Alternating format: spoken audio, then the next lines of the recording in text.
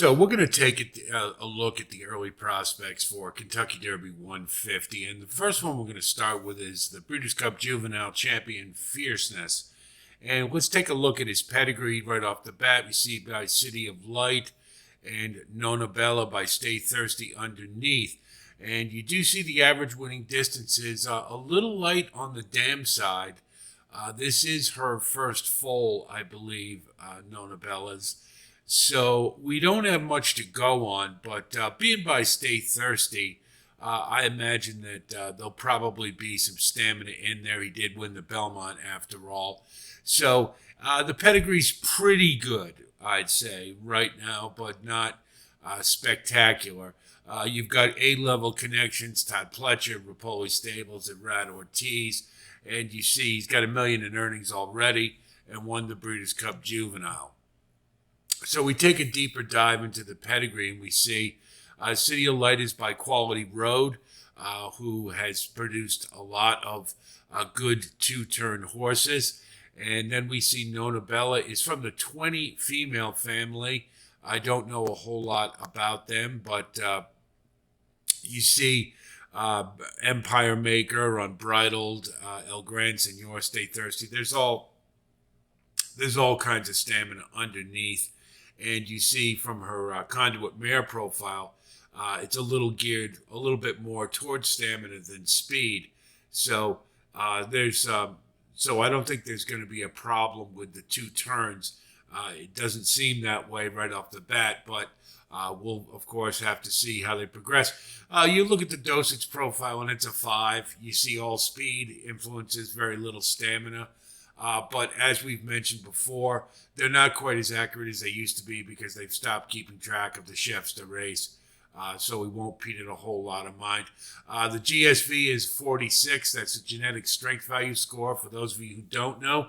And it is a rough estimate of the strength of pedigree. And again, that number isn't quite as accurate as it used to be because they don't keep track of the chefs to race. However, you can compare that number with those in the rest of the field to get an idea how strong their pedigree is in comparison. So then we look at the running lines, and we all know Fierceness. We saw that great maiden at Saratoga, just blew away a field where it was a key race.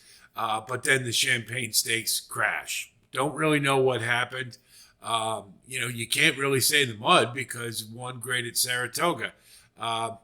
It just didn't like Aqueduct, just didn't feel like running today, or it was a bounce off of a really big debut, which is entirely possible. Regardless, certainly rebounded from it, and thank you, Fierceness. Loved getting you at 16-1 in the Breeders' Cup. Just rebounded very nicely, and so you'd have to say that this horse is progressing, certainly not regressing. And we'll see how he does next year, and with some time off, time to grow and whatnot. But he's looking pretty good so far. So then we'll take a look at the Breeders' Cup Juvenile. And then we'll just take a look at the race and see what happened here. And obviously we're going to talk about a lot of these. But you see Fierceness was right off the General Partner's throat latch. Got into really good position right off the bat. And from right there, that's when I was pretty certain we were going to get a good race out of Fierceness. And racing 5 lengths off the lead, then locked, followed by a 3 wide hooded and Cuban Thunder long shot at the rear of the field. General Partner makes the pace, and it's prompted by Fierceness on the outside. And these two completed for 23.25 seconds. You see, they were good honest fractions, and right outside is taking widely up. Prince of Monaco is fifth. He's 5 from the front. I should say right off the bat, this race pretty much went the way I thought it might. Didn't necessarily expect Fierceness to run like he did, but I did think it was possible. I thought Timberlake was a little on the disappointing side, that he couldn't muster more in the stretch. But I thought Moose ran a really good race. I would have liked to have seen him a little closer, but see into the stretch. And we're not going to knock Locke too much because Santa Anita does not play well to late runners, and he still ran what I thought was a pretty good race against the bias. So not going to hold it against him.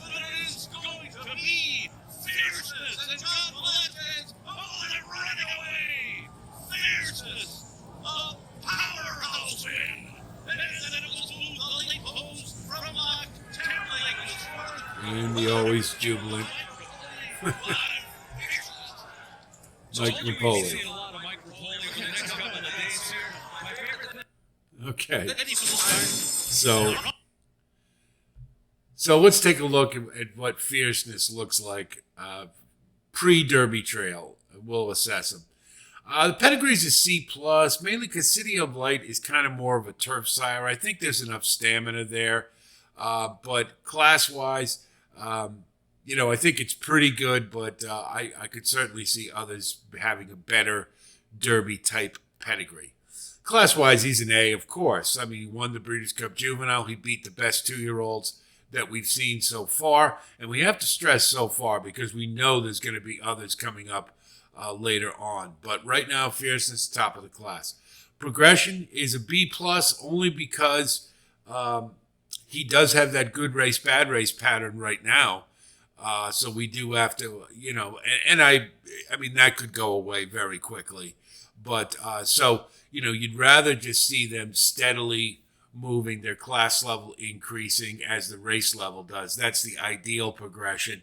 So it's not quite ideal, but he's certainly on his way, let's say.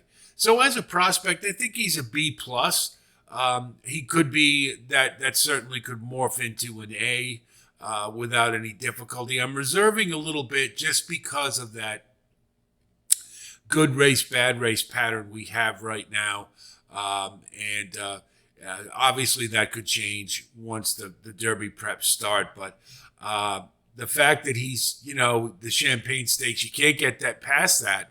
So what I want to see is when he starts his Derby Trail, a couple good races in a row. And if he does that and shows progression, then he'll be an A prospect. But for right now, we're going to hold him as a B+.